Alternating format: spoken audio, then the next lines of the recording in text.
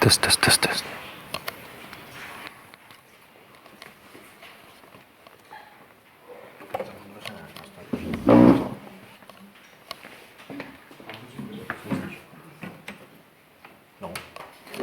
Okay, so let's start this beautiful morning.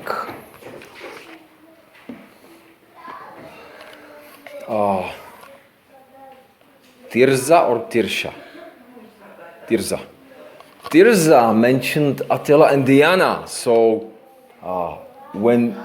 if you listen to us, we send you our greetings. Hello! Woo!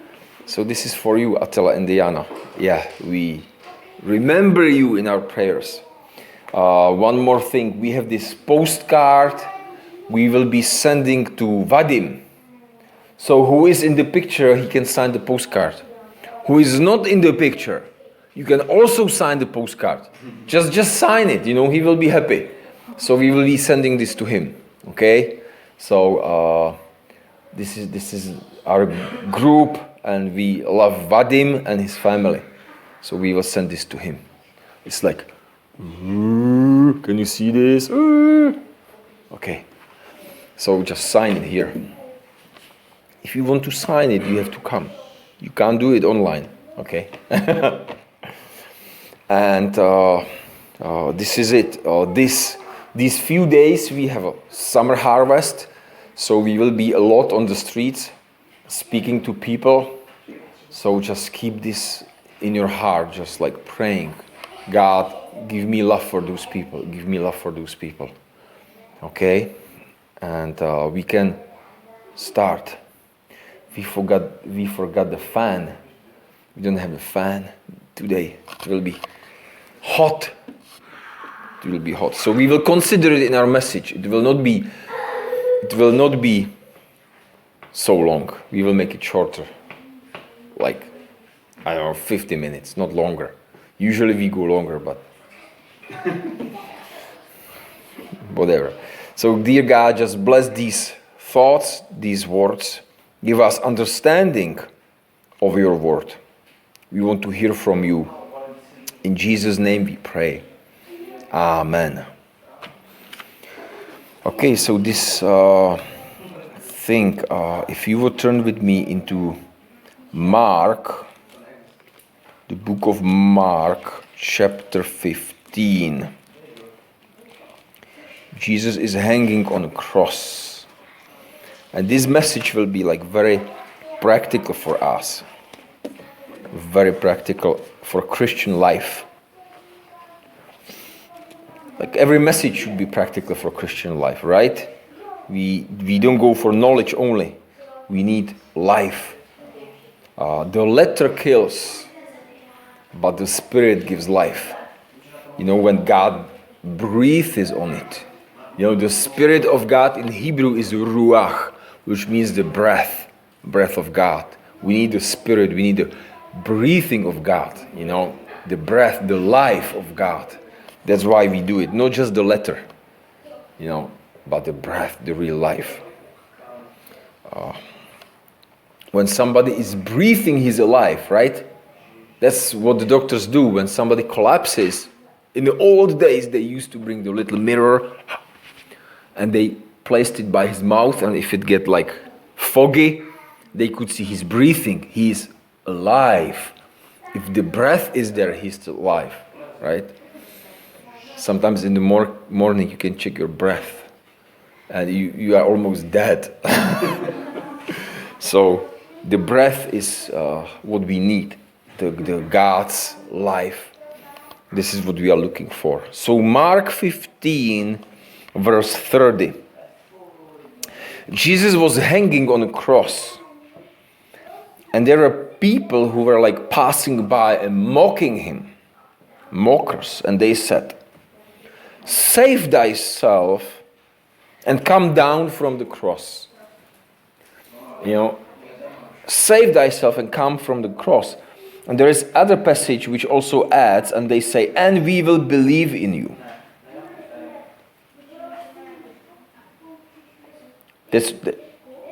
They say it in verse 32, actually. They say, Let Christ, the King of Israel, descend now from the cross, that we may see and believe.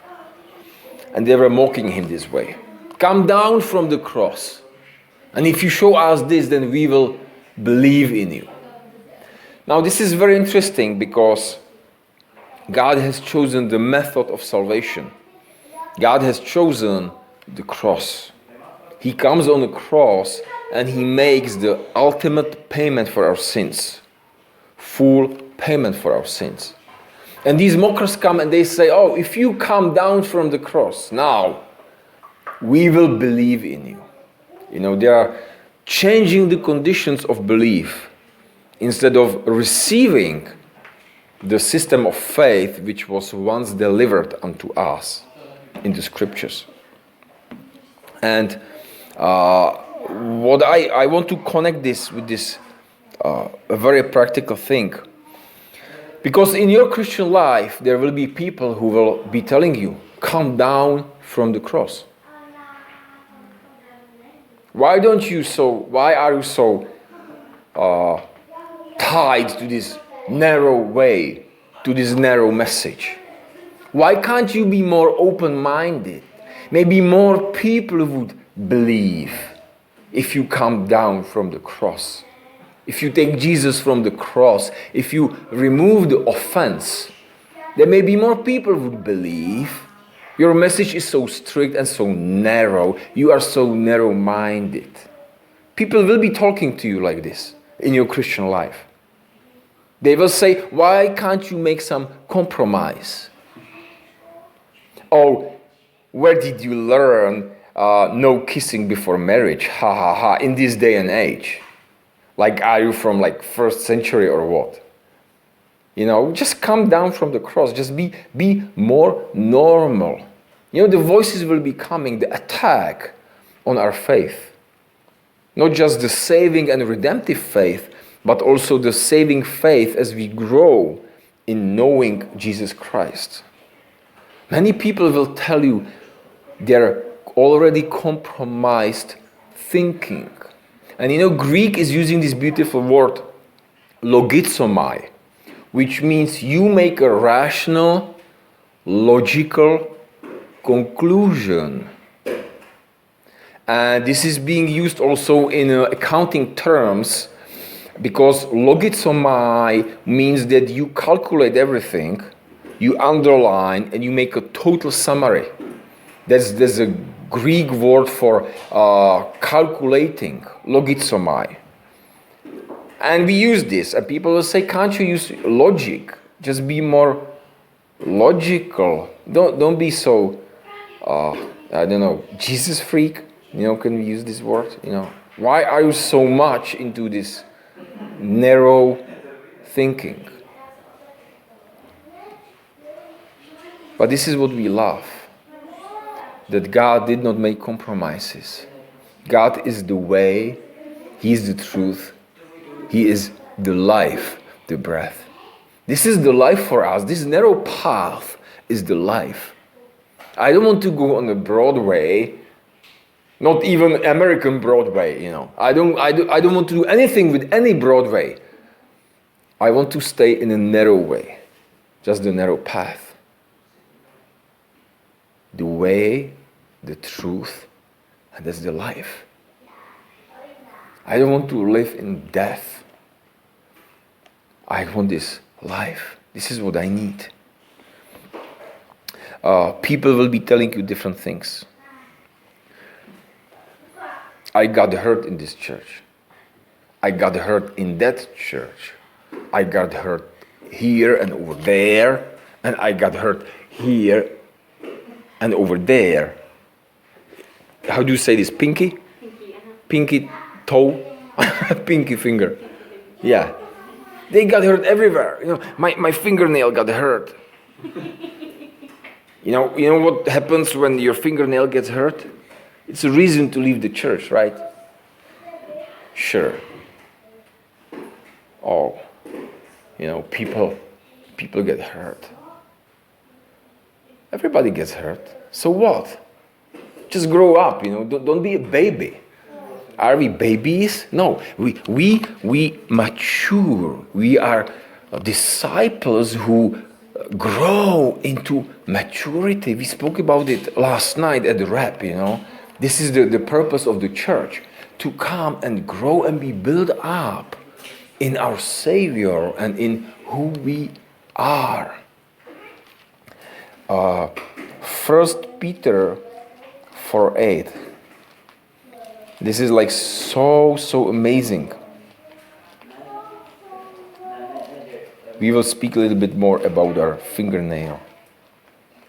1 Peter 4:8. It says here, and above all things, above all. Did your fingernail get hurt? Oh, did somebody step on your toe? Did something happen? Somebody took your seat in the church? Well, it doesn't happen in our church yet.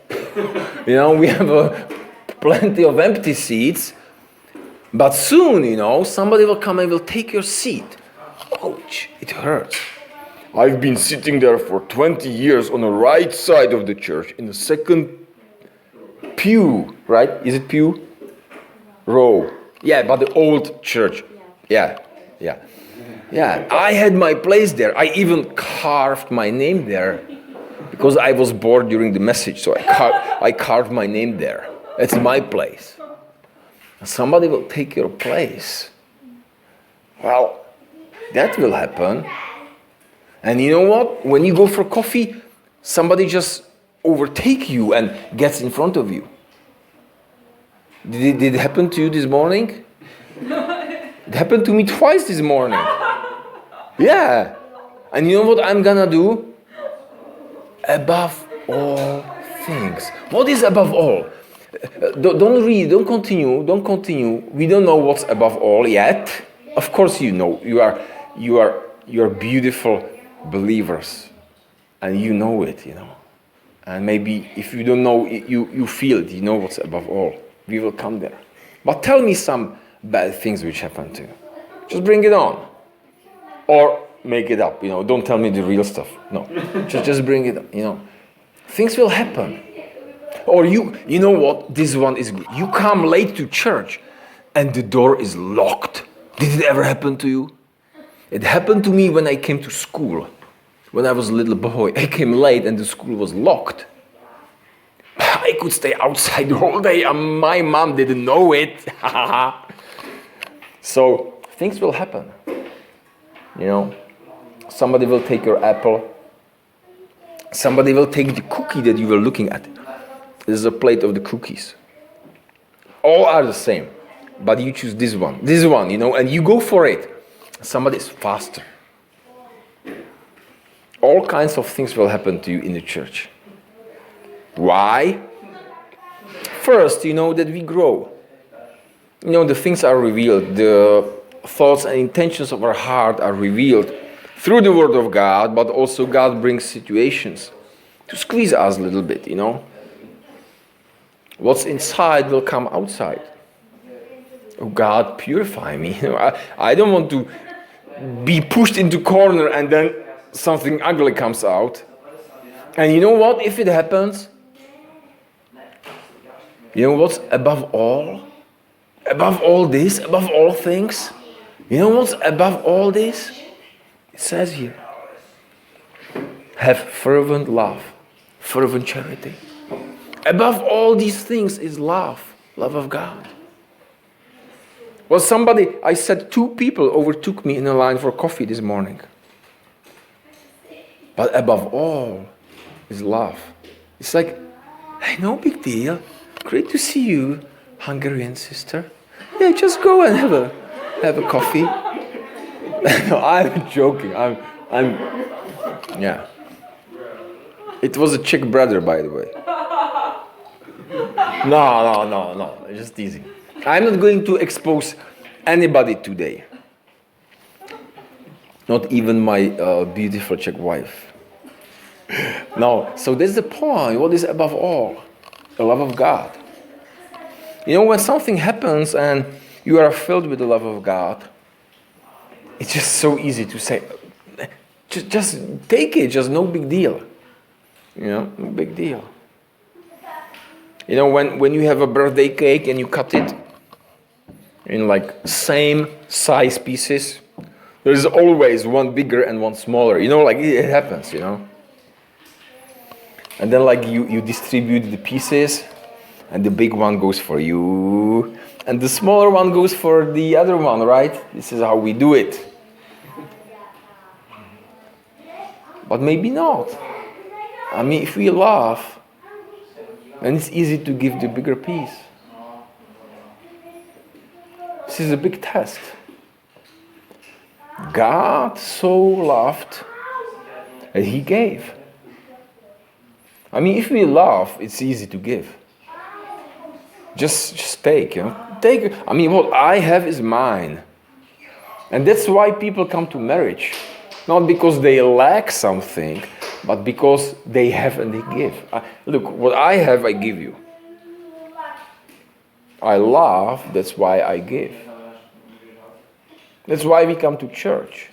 Because people love us, and they love us and love us. And they give us and give us.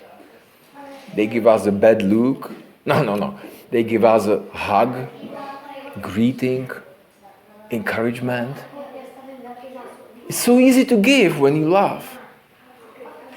Above all is the love of God.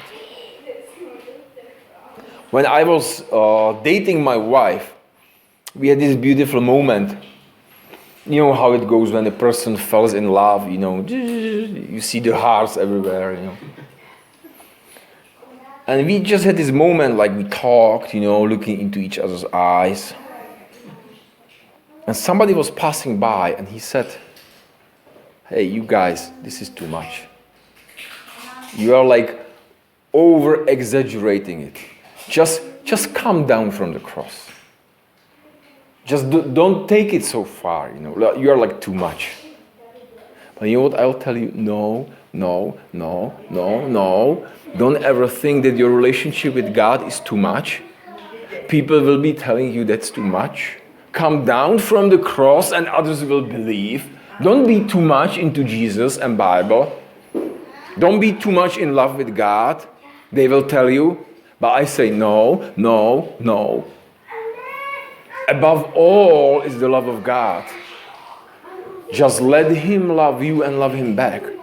Let's just cultivate this beautiful relationship with Him when He showed us how much He loves us. Let's never listen to those people who will say, just, easy, take it easy. Calm down. You are too young Christian. When you grow up, you will be dead like we are. Sure, that's exactly what we don't want. What it says here. Have a fervent charity. Fervent. Let's look here. Fervent charity. The burning, fervent, the fiery charity. I'll just have a look here.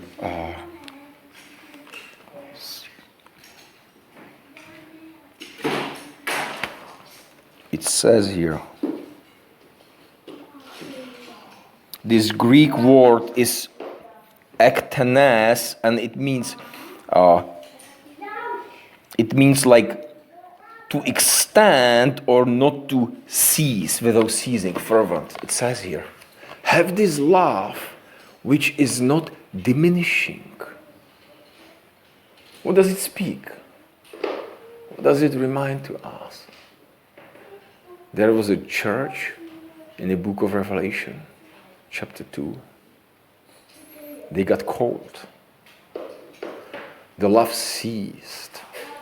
They got cold. This word for this is used also in Matthew 24. It says that because of many iniquities, love of many shall wax cold. Matthew 24:12. And this word for waxing cold is psygesetai, coming from the Greek word psyche. And we spoke about it. What's psyche? It's a spirit, it's a breath. And it says here that the love of many will get cold. What it means? It will stop breathing. Like when you are excited, when you are in love, you have this heavy breathing. You know, there's emotion, there's desire, there's excitement. But people will say, you know, just calm down. You know, the word calm in English is perfect. Basically saying just wax cold. You know, be cold. Don't be so hot for Jesus. Don't be too much, people will say. It says here, the love of many will become cold. Psyche, they will stop breathing. It will be this cold love. Like, do you know, how do you call it in English? The cold fish greeting? You know that? Somebody has no? Like, can I use your hand? You can have like real, like warm greeting. Hey, great to see you. And then you go this and bang, bang, bang, you know. Or people come and they give you like cold dead fish, like just touch you, you know. Cold. No breath. No life. Like what we want in a relationship with God. This cold love, cold relationship. Oh, he loves me, I know. I'm so orderly. He loves me. Or you really experience the love of God. Have you ever read the 1 Corinthians 13? People read it at the weddings. Love is and love is not. Pastor Scheller preached about it. Those things, love is and then love is not. It's breathing, it's alive. Let's read the book of Solomon. Where is my beloved? Did you see him? I have to find him. And she's looking and searching for him. She's not cold. She has this desire for him. There is a breath. She's running in a city. She needs to find him. This is the love of God. And by the way, people think many times love is the 1 Corinthians 13. Yes. But let's read the book of Hosea. What is book of Hosea? That's amazing. Let's turn there. You know, in the Old Testament behind Daniel, you find it very easily, Ezekiel, Daniel, and there's a book of Hosea. How it starts. Hosea chapter 1 verse 2, it says, "And the Lord said to Hosea, Go, take unto thee a wife of whoredoms." You know, so basically he says, go and take a whore for your wife. God made this step just to show Israel how much he loves this unfaithful, adulterous, whoring nation Israel. This is love of God. Redemptive. Oh, somebody hurt my pinky toe. Oh, really? And what about going and marrying a whore? That's the love of God. Does it hurt? Maybe. You know, Gomer, she never experienced the love. She just experienced money. People were coming to her with money. Man after man with money. But then Hosea comes with the love of God. And he says, I will buy you back. I will redeem you. You will be mine. And then verse 3 says, and he took Gomer, and she conceived. This is beautiful. Love produces children. You cannot come to a woman and start to scream and holler at her and say, have a child, have a child. No. Love produces children. This is amazing. Those pulpits who scream and say, have a fruit, have a child. Show me your works. Show me your fruit. You know what? It will produce nothing. It's just letter. What's important is the love, the breathing, the redemption. Hosea marries Gomer and he loves her and then she gives him a child. The fruit of God is a product of the love of God. Fruit of God is a product of the love of God. This is how God works.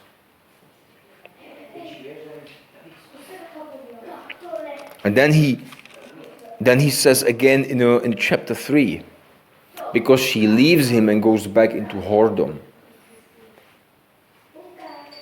And God said unto him, go yet and love a woman again, according to the love of God. Verse 2, so I bought her to me for 15 pieces of silver, and a homer of barley, and half homer of barley. And I said unto her, and you shall be mine for many days. And then he says, at the end of the verse 3, chapter 3, Hosea 3:3, so I also be for you. He says, I will be for you. Well, this is amazing. I redeemed you. I brought you home and you betrayed me. But God comes and he says, I am buying you back and I will be for you. I am not against you. This love, unconditional love, produces the fruit. It's beautiful. This is how God works also in our life. And people will say, oh, you are too much, I don't ever want to be familiar with the love of God. You remember this booklet from Pastor Stevens, Just Let God Love You. It starts with a sentence. And it says, what is the greatest power in the world which can heal the marriages, which can heal emotions, body or psyche, which can deal with any problem? What is the greatest power in the world which can do this? The love of God. This is how the booklet starts. That's amazing.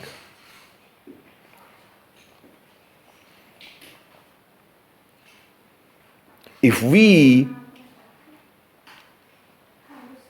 lose the love for the Word of God, then we will lose love for the people. Before we believed, we actually didn't care about people much. But once we have a new spirit, once we understand the Word of God, the love of God is shed abroad in our hearts.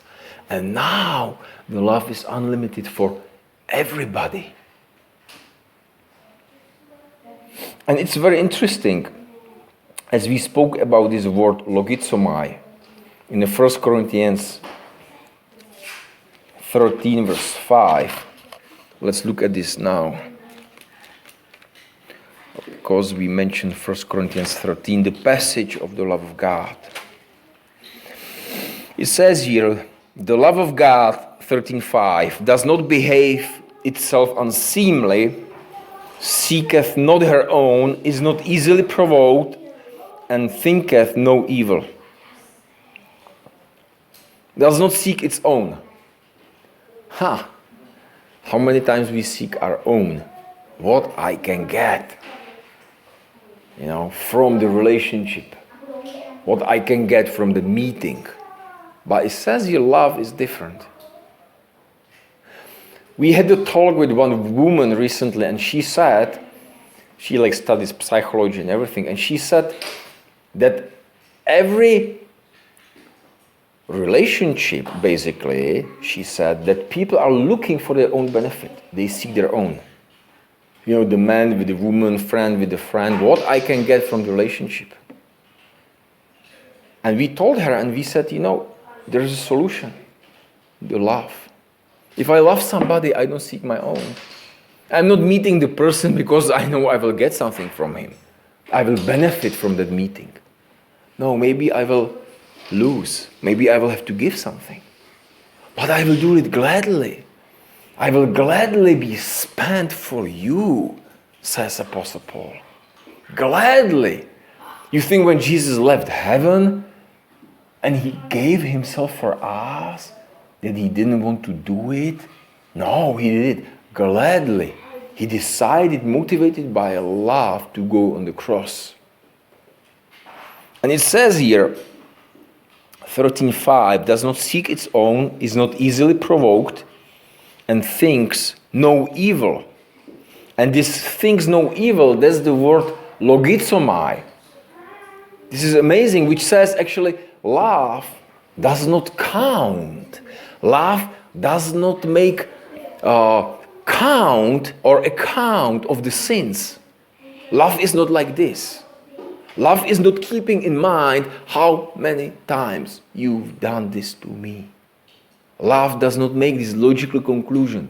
Oh, can't you see how many times he hurt you? No, love doesn't see it. Love doesn't make counting of this.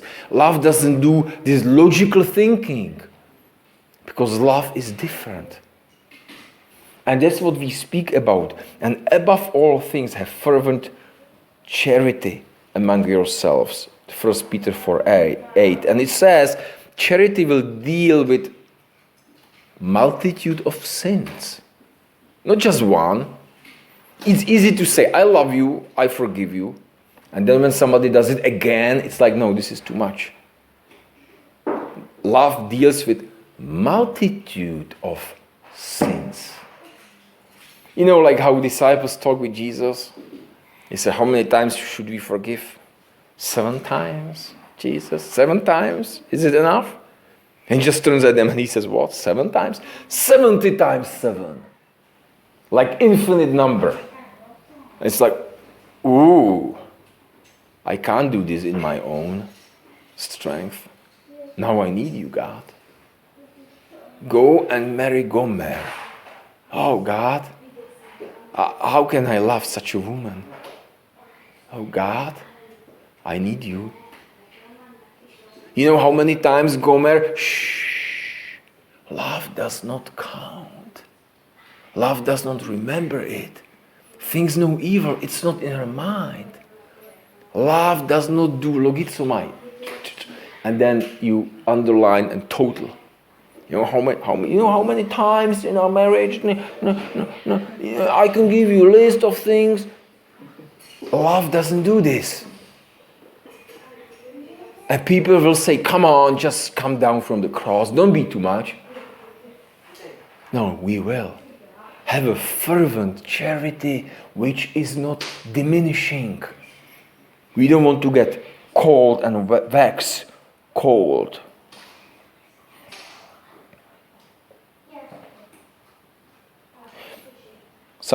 Some people love to correct. Some people love to teach. Correcting, teaching, instructing. That's all proper. It has its place. That's the important thing. It has its place. It's like the same, like intimate relationship has been designed by God in the environment of love, in the boundaries of marriage. Okay? It has its place. It's proper. The same with instruction, teaching. Some people love to instruct and teach, but where is the love? You can't instruct anybody if you don't love him first. Nobody will listen to you if he doesn't know you love him. Including children, including our wives when we instruct them. No, it sounds strange, but when we lead them, when we help. Everybody needs to know he is loved. And we mentioned many times how Apostle John, when he wrote 1 John and 2 John and 3 John, he starts his epistle with the words, beloved. I want you to know I love you first, before I give you any instruction. Beloved, I love you. And I'm speaking from the love to you. That's why I do this, because I love you. This is how God speaks to us. That's why he portrayed the cross. He says, I love you, before anything else he says. There are some pastors, how to say it? I'll say it this way. pastor is not the one who loves to teach. Okay, remember this. Pastor is not the one who loves to teach. Pastor is the one who teaches how to love. That's a big difference. There are many people who love to teach. Oh, really? What about teaching how to love? And of course, by example. God so loved that he gave. Well, I love that I will give. And by the way, those who speak about the law, what is the fulfillment of the law? Love one another. That's the fulfillment of the law. Because if I love my neighbor, I will not steal, I will not kill, I will not take his wife, I will not take his cattle. That's the love. In love is fulfillment of all the law. Just for the law preachers, you know. And you know, the law was given to Israel, not to us, by the way. We are not the law bearers. We don't bring the law. It was given to nation Israel, not to Gentiles, not to pagans, not to Huns, Hungarians, not to Czechs, these Bohemian grove worshippers, How do you say grove worshippers? Grove, these old trees and grove, grove worshippers. Demonic history is gone. We are new in Christ. We used to be Gentiles, real pagans, sacrificing children to idols and gods. But God has redeemed us through his word. Now, the Bible says this. There is the first love. And we should not leave the first love. We mentioned Revelations chapter 2 verse 4. Leave the first love. What is it, the first love? It's again 1 John 1:19. It says, and this is the love of God, that he first loved us. He first loved us. This is the first love. When I know he loves me. How many years you've been a Christian? Long, right? Long, very long. I do this like in Africa. You know how they do it? We've been driving with somebody in Africa. And we just ask for direction. There was like crossroad, like left and right. And we're like, oh, should we turn left or right? He was like, what does it mean? Should we turn left or right? He was like, just go. It's like, I don't know. So I just say long. I don't know why I brought it up. Maybe we will send somebody to Africa as a missionary. And we will support him with if I say something, that it has to happen, right? We will support him with 10 euros a month. And you know what? In Africa, you will survive on this. Don't worry. You will survive on this. Let's send somebody to Africa. We will have a missionary. So we've been Christians long. When did you first hear about the love of God? Now we've been Christians long. Does it still touches your heart when you hear about the love of God? I pray it does. This is what we need. Not to leave the first love when God loved us. So just write into your notes, there is a first love. 1 John 1:19. This is the love that he first loved us. Then there is a perfect love. 1 John 4:17 and 18. It says that we have no fear in the day of judgment. Because fear has a torment, and he that fears is not made perfect in love. We need to be made perfect in love. We need to understand this love of God completely. And then we have no fear of judgment. We spoke about it yesterday. What's the judgment for a believer? You know what it is? It's a family reunion. It's like when you come to your father and you just jump on his back and you say, do me a horse, and he's running with you in the living room and fighting with you on the carpet. That's the day of judgment for a believer. Because it says we have no fear and we will have this perfect love casts out fear, and we will have a boldness in verse 17, outspokenness, freely. It's not like standing in front of your teacher and you get a test and you need to know if you pass or not and you are full of fear. You know, and your mouth is like shut by fear. No, it says here the opposite. You know you are loved, you are welcomed by your Father. You just jump on Him and just start to tell Him stories. You know how it was down there on the earth? You were so faithful, it was so good. You remember how we walked together and then it was heavy time and you carried me and there were only one footprint in the sand. You know the story? And then you did this and we prayed and we did not believe and you did it. And we were in awe. It's like, wow, God. This is so amazing. This is how it will be. Outspokenness. The Greek word means pouring out. You know, the ladies are a beautiful example of this. They like to pour out. They just talk and talk and talk. When they feel the acceptance. When you give them the love, do it. And this is what we need to learn. Just to be open before God and just say, God, this is amazing. You are carrying us through this. Here on earth, beautiful, perfect love. And then there is perfected love. In 1 John 4:12, it says that if we love one another, the love is perfected in us. It means we apply it. We just use the love and we apply it. It's been perfected, completed in us. It has done its work. Now we are revealing it.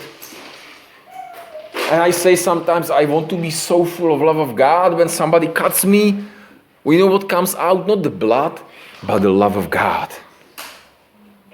That's what Jesus did on the cross.